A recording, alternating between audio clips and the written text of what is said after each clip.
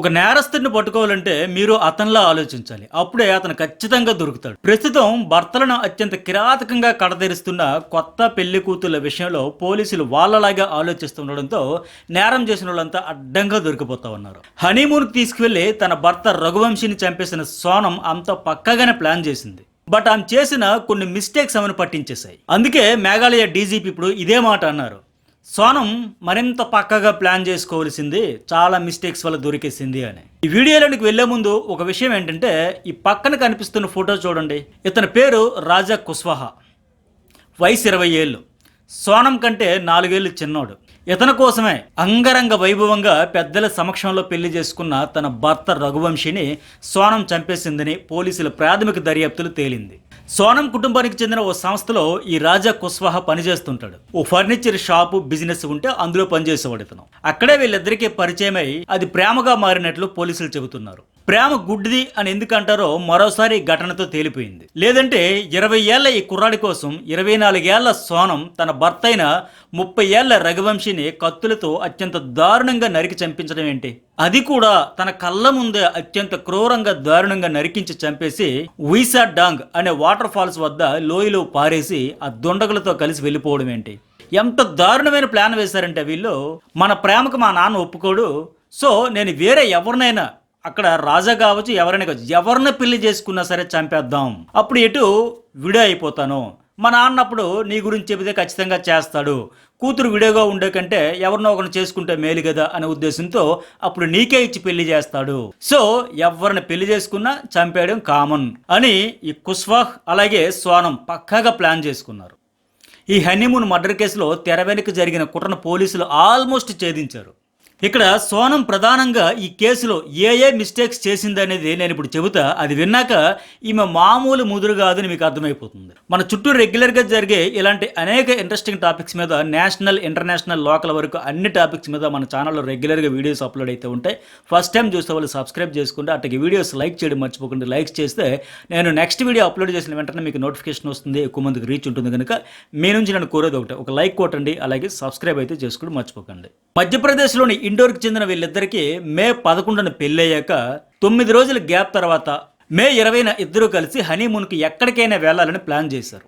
వేసవి కావడంతో చల్లగా ఉంటుంది కదా, జమ్మూ కాశ్మీర్కి వెళ్దామని రాజా రఘువంశీ ప్లాన్ చేసుకున్నాడు. బట్ పహల్గామ్ దుర్ఘటన తర్వాత అక్కడ పరిస్థితులు మారిపోవడంతో ట్రిప్ వాయిదా పడింది. దీంతో సోనం కలుగు చేసుకుని మేఘాలయకు వెళ్దామని చెప్పి ఒప్పించింది. అంటే మేఘాలయ ప్లాన్ సోనందే. ఇది మిస్టేక్ నెంబర్ 1. మేఘాలయలో అన్ని కొండలు అడవులతో నిండి ఉండడంతో మానవ సంచారం లేని భూభాగాలు ఎక్కువ ఇక్కడ. అలాగే హనీమూన్కి వచ్చేటప్పుడు ఇంటిలో పెళ్లి కోసం ఉంచిన నగలన్నీ తీసుకుని వెళ్దామంటూ సోనం చెప్పింది. ఆమె నగలన్నీ ఒంటిపైన సూట్ కేసులలో సర్దేసుకుంది.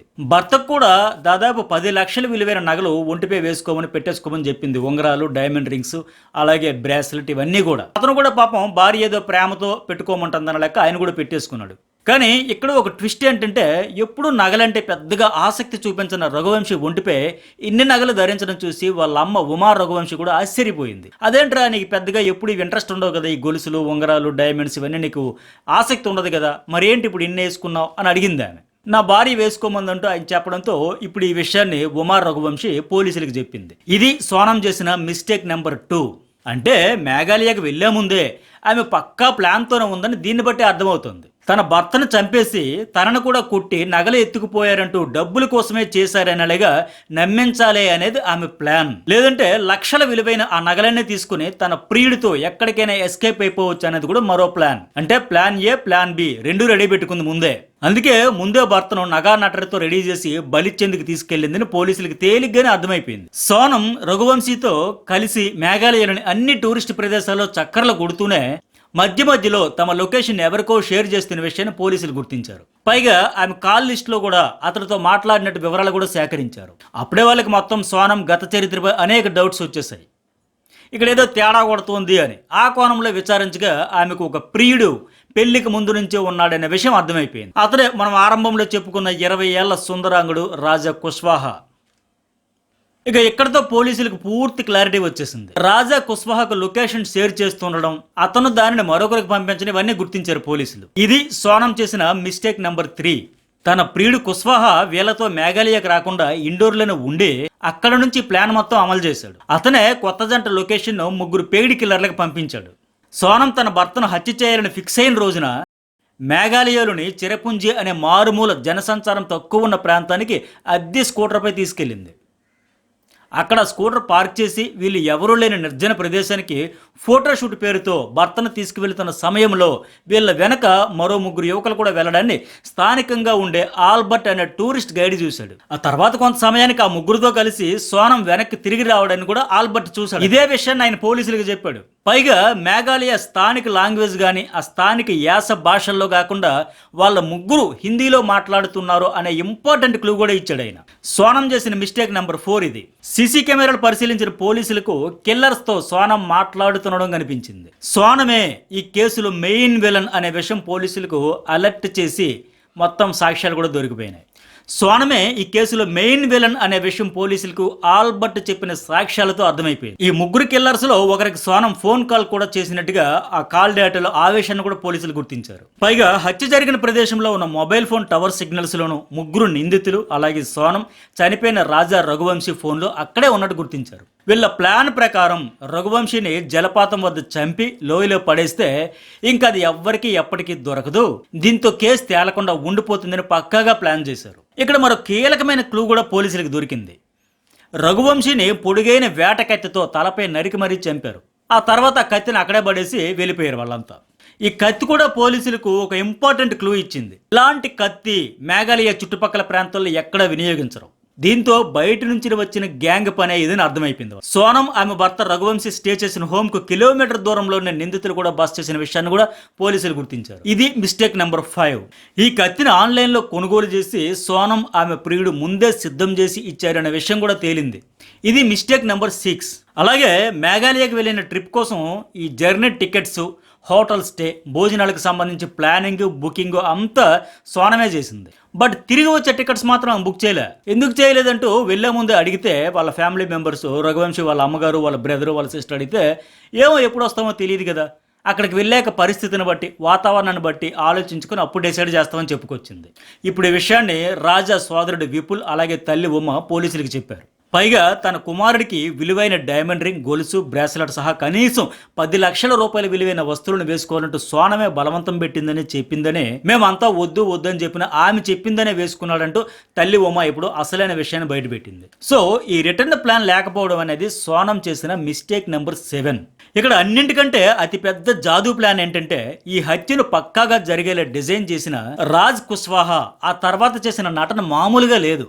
హనీమూన్ కు మే 20న వచ్చిన కొత్త జంట మే 23 నుంచి కనిపించకుండా మాయమైంది. ఈ విషయం తెలిసిన వెంటనే మరుసటి రోజే సోనం, రఘువంశీ కుటుంబాలు రెండు మేఘాలయకి చేరుకున్నాయి. వాళ్ళతో పాటు ఈ కుష్వాహా కూడా ఉన్నాడు.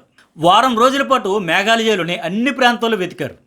ఆ సమయంలో వాళ్ళ కుటుంబాలను ఓదారుస్తూ, వారికి అన్నిటిని తుడుస్తూ, ఏడుస్తూ, బాధపడుతూ, వాళ్ళతో పాటే వెతుకుతున్నట్లు నటిస్తూ నటనకు జీవం పోసేసాడు ఈ జాదూ రాజా. చివరికి డ్రోన్ విజువల్స్తో చిరపుంజి ప్రాంతంలో నది పక్కన పడి ఉన్న రఘువంశీ మృతదేహం కనపడింది. ఆ తర్వాత ఆ మృతదేహాన్ని తీసుకొని మధ్యప్రదేశ్లోని ఇండోర్కి వెళ్లేందుకు ఒక 4-5 వెహికల్స్ అయితే వీళ్ళు ఏర్పాటు చేసుకున్నారు. వాటిలో ఒక వాహనాన్ని స్వయంగా ఈ రాజ్ కుష్వాహా నడిపాడు. ఆ పక్కనే కూర్చుని ఉన్న తన ప్రియురాలు సోనం తండ్రిని కూడా ఓదార్చేశాడు. ఆ తర్వాత అంత్యక్రియల్లోనూ పాల్గొన్నాడు. ఆ అంత్యక్రియల్లో ఎక్కడ లేని విషాదాన్ని ముఖంలో తెచ్చిపెట్టుకుని మరి నటనకి జీవం పోసేశాడు అనమాట.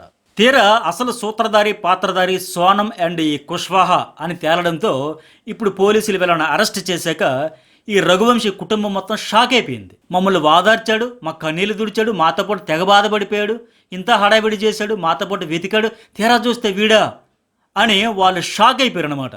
రఘువంశీ అంత్యక్రియలో ఇతని నటనకు సంబంధించిన వీడియోను వాళ్ళ సోషల్ మీడియాలో కూడా రిలీజ్ చేశారు. ఇప్పుడు మరోవైపు సోనం నటనకు ఆస్కార్ కూడా ఇవ్వచ్చు. ఆమె స్వయంగా భర్తను బలిచ్చే మూగజీవి మాదిరిగా తీసుకెళ్లి ఫోటోషూట్ చేసే వాళ్ళంటూ ముగ్గురు దుండగులను పరిచయం చేసి వాళ్లతో కలిసి నిర్మానుష్య చిరపుంజి ప్రాంతానికి తీసుకెళ్లి ఎవ్వరూ చూడని సమయంలో తన భర్తను తన కళ్ళెదుట నరికి చంపేయండి అని దుండగులతో కలిసి అక్కడి నుంచే చెక్కేసింది. అది కూడా పక్కగా ముందస్తుగా వేసుకున్న ప్లాన్ ప్రకారమే నిందితులతో కలిసి మేఘాలయ నుంచి బయటికి జంప్ అయిపోయింది. మే 23న వెళ్ళిపోయిన సోనం తర్వాత జూన్ 9న అజ్ఞాతం నుంచి బయటకు వచ్చి ఇక ఆస్కార్ రేంజ్ లో పర్ఫార్మెన్స్, యాక్టింగ్ అయితే మొదలు పెట్టేసింది. తనకు మత్తు మంది ఇచ్చి కిడ్నాప్ చేశారు, ఎత్తుకుపోయారు, గాజీపూర్ తీసుకెళ్లి వదిలేశారంటూ కట్టుకథలు పెట్టకథలు సార్లు చెప్పుకొచ్చింది ఇంకా. బట్ సోనం ఒంటరిగానే గాజీపూర్కి వచ్చినట్టు పోలీసులు పక్కాగా సీసీ కెమెరా ఫుటేజ్ తో సైతం ఆధారాలు అయితే సేకరించారు. ఇక్కడ అసలు మ్యాటర్ ఏంటంటే సోనం తన భర్తను చంపించేశాక నేరుగా మేఘాలయ నుంచి షిల్లాంగ్ నుంచి గౌహతికి వెళ్ళిపోయింది. అక్కడ నుంచి రైలులో కాశీకి చేరుకుంది. అక్కడ నుంచి మళ్ళీ గాజీపూర్కి వచ్చింది. ఈ మొత్తం ఆమె ప్రయాణం రూట్ మ్యాప్ను పోలీసులు సీసీ కెమెరాల ఫుటేజ్ ద్వారా మొత్తం ఛేదించారు. పక్కా ఆధారాలు సేకరించారు. పైగా తన ఆధారాలు ఏవి గుర్తించకుండా తన మొబైల్ను ఆమె మధ్యలో ధ్వంసం చేసింది. దీన్నే అతి తెలివి అంటారు. ఏ కాంటాక్టు లేకుండా జాగ్రత్త పడింది. బట్ ఈ హత్యకు సంబంధించిన న్యూస్ ను ఫాలో అవుతూ ఎప్పుడైతే ఈ హత్య చేసిన ముగ్గురు నిందితులు విశాల్ చౌహాన్ 22 ఏళ్ల వయసు, అలాగే ఆకాష్ రాజ్పుత్ ఇతనికి 19 ఏళ్ల వయసు, అలాగే ఆనంద్ కుర్మి ఇతనికి 23 ఏళ్ల వయసు, ఈ విశాల్, ఆకాష్, ఆనంద్ వీళ్ళ ముగ్గురు దొరికిపోయారని తెలిసిందో పోలీసులకి ఇక నా ఆట కట్టు అని ఆవిడకి అర్థమైపోయింది. అలాగే తన ప్రియుడు కుష్వాహను పోలీసులు అరెస్ట్ చేయడంతో ఇక తన పని అయిపోయింది అని భావించి గజీపూర్లోని ఓ దాబా వద్దకు వచ్చి తన ముసుగు తీసి ఐడెంటిటీని రివీల్ చేసింది. అక్కడ స్థానిక పోలీసులకు సమాచారం చేరేలా చేసింది. వాళ్ళు ఆమెను అరెస్ట్ చేశారు. ఈ రాజ్ కుష్వాహా ఈ సోనం ఎంత పగడ్బందీగా ప్లాన్ చేసి ఎంత దారుణంగా హతమార్చారంటే పెళ్ళైన తర్వాత ఫస్ట్ నైట్ కోసం రాజా రఘువంశీ ఆమెను దగ్గరయ్యే ప్రయత్నం చేస్తే ఇక్కడ ఫస్ట్ నైట్ వద్దు, మనం మేఘాలయ వెళ్దాం, హనీమూన్ అక్కడ చేసుకుందాం, ఫస్ట్ నైట్ అక్కడే చేసుకుందామని పోస్ట్ పోన్ చేసింది. ఇలా చెప్పింది కూడా ఆమె ప్రియుడే. పైగా దీని వెనక చాలా మాస్టర్ ప్లాన్. నేను స్టార్టింగ్లో చెప్పినట్టుగా ఎవరిని పెళ్లి చేసుకున్నా చంపేద్దాం, చంపేసిన తర్వాత నేను వీడియో అయిపోతే మా నాన్న అప్పుడు ఖచ్చితంగా నీకు ఇచ్చి పెళ్లి చేస్తాడు, కూతురు విడియోగా ఇంట్లో ఉండే కంటే ఎవరినో ఒకరిని పెళ్లి చేసుకుంటే మంచిదే కదా అనే ఉద్దేశంతో నీకిచ్చి పెళ్లి చేస్తాడని ప్లాన్ చేసుకుంది. ఈ రాజ్ కుష్వాహా ప్లాన్ కూడా అదే. బట్ ఈ చావు తెలివితేటలు ఎంత తెలివిగా ప్రదర్శించాలనుకున్న సోనం చేసిన అనేక మిస్టేక్స్ ఆమెను అడ్డంగా బుక్ చేసేసాయి. అయినా ఎప్పటికీ నాకేం తెలియదు, నేను శుద్ధపూసని, నేను అమాయకురాల్ని, ఎవరో చేసి నన్ను కొట్టి తీసుకెళ్లి కిడ్నాప్ చేసి వదిలేశారు, నాకు డ్రగ్స్ ఇచ్చి ఎత్తుకుపోయి అక్కడ వదిలేశారంటూ దీనంగా ముఖం పెట్టి ఆమె చెబుతుండడం విచిత్రంగా ఉంది. ఇంకా పోలీసులు చెవులో పూలు పెట్టాలని ఇంకా ప్రయత్నిస్తోంది.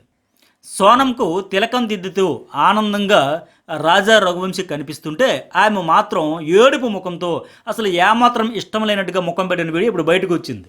పోలీసులకు దొరికిన ముగ్గురు నిందితులు విశాల్ చౌహాన్, ఆకాష్ రాజ్పుత్, అలాగే ఆనంద్ కుర్మి ఇప్పటికే తాము హత్య చేసినట్టు పోలీసులు ఎదుట అంగీకరించారు. బట్ 20 లక్షల రూపాయలు ఆఫర్ చేసేసరికి ఎవరు సోనం తన భర్తను చంపేస్తే 20 లక్షలు ఇస్తాను అని చెప్పడంతో టెంప్ట్ అయ్యారు. ఈ దారుణానికి ఒడిగట్టారు ఆలోచన లేకుండా. అయితే వీళ్ళ ముగ్గురు పోలీసులు ఎదుట మొత్తం ఒప్పేసుకున్నారు. 20 లక్షల డీల్ తీసుకుని వాళ్ళు చెప్పినట్టు చేసామని. కాకపోతే ఇంకా సోనం కుష్వాహా మాత్రం ఇప్పటికీ తమ ఆస్కర్ లెవెల్ యాక్టింగ్ను కొనసాగిస్తూ మాకే పాపం తెలియదు, మేం శుద్ధపూసలం అని పోలీసులతో చెబుతా ఉన్నారు. ఇంకా ఇక ఫైనల్గా అసలు ట్విస్ట్ ఏంటంటే సోనం వేసుకున్న కోటుకు ఎలా రక్తం అంటింది. ఇదే ఇప్పుడు అతిపెద్ద ట్విస్ట్. ఒకవేళ తన భర్తను దుండగులు వేటకత్తితో నరుకుతుంటే పక్కనే ఉండి అతడిని పట్టుకుని దుండగులకు సాయం చేసిందా? అలా కాకుండా దూరంగా ఉంటే ఈమె జాకెట్పై ఎలా రక్తం మరకలు పడే అవకాశమే లేదు కదా. లేదంటే తనకేం తెలియనట్టు దూరంగా ఉండి దుండగులు నరికేసిన తర్వాత ఏమీ తెలియనట్టు వచ్చి భర్తను పట్టుకుని ఏడ్చేసి చీదేసి నటించేసి ఈ మరకలు అంటించుకుందా? ఇవన్నీ ఇప్పుడు డౌట్స్. ఈ విషయం సోనం లేదంటే నిందితులు ఈ రోజు లేదా రేపు పోలీసుల విచారణలు ఎలాగూ బయట పెట్టేస్తారు. అయితే ఇక్కడ సొసైటీలో అందరూ జాగ్రత్త పడాల్సిన విషయం కూడా ఒకటి ఉందని అర్థమైంది ఓవరాల్ ఇన్సిడెంట్ చూస్తే. రాజా రఘువంశీకి పెళ్లి చేయాలని అతని ప్రొఫైల్ను మ్యాట్రిమోనీలో పెడితే అది చూసి సోనం కుటుంబం అప్రోచ్ అయిందంట. పెళ్లి చేసే ముందు కూడా సోనం అభిప్రాయం అడిగితే తనకిష్టమేనంటూ చెప్పిందని ఆమె తండ్రి చెబుతున్నాడు. అబ్బాయి నాకు వేరే ఎలాంటి ఉద్దేశం లేదు, వేరే అబ్బాయి మీద మనసు పడలేదు అని ఆమె చెప్పిందంట. ఇక్కడ పెళ్లి చేసుకోవాల్సిన ప్రతి కుర్రాడే చూడాల్సిన పాయింట్ ఏంటంటే ఆమె ఎక్స్ ఎలాంటోడు అనేది. తన లవర్తో టచ్లో ఉందా లేదనేది ఇంపార్టెంట్గా ఖచ్చితంగా చూడాల్సిందే. ఈ రెండు క్లారిటీ తీసుకుని ముందుకెళ్తే రాజా రఘువంశీకి పట్టిన దుస్థితి ఎవరికి రాకుండా ఉంటుంది. ఇదే విషయం అమ్మాయిలకు కూడా వర్తిస్తుంది. ఆ అబ్బాయి తన ఎక్స్తో రిలేషన్లో ఉన్నాడా లేడా, ఉంటే ఆ రిలేషన్ ఎలా ఉంది అనేది చూసి 100% క్లారిటీ తెచ్చుకుని అప్పుడే సెలెక్ట్ చేసుకోండి. ఇది నా పర్సనల్ అడ్వైస్. ఇప్పటికే ఓవరాల్గా మేఘాలయ టూర్కి ఎట్లా వెళ్ళారు, అక్కడ ఏం జరిగింది అన్నీ కలిపి మన ఛానల్లో ఒక వీడియో అప్లోడ్ చేస్తా. చాలా ఇంట్రెస్ట్గా ఉండదు చూడండి. చాలా ఫ్యాక్ట్స్, షాకింగ్ ఫ్యాక్ట్స్ అన్న వీడియోలో చెప్పా. ఈ వీడియోకి ఎంతవరకు లైక్ చేయండి, లైక్ చేయండి. అలాగే మరిన్ని వీడియోస్ కోసం సబ్స్క్రైబ్ చేయడం అయితే మర్చిపోకండి.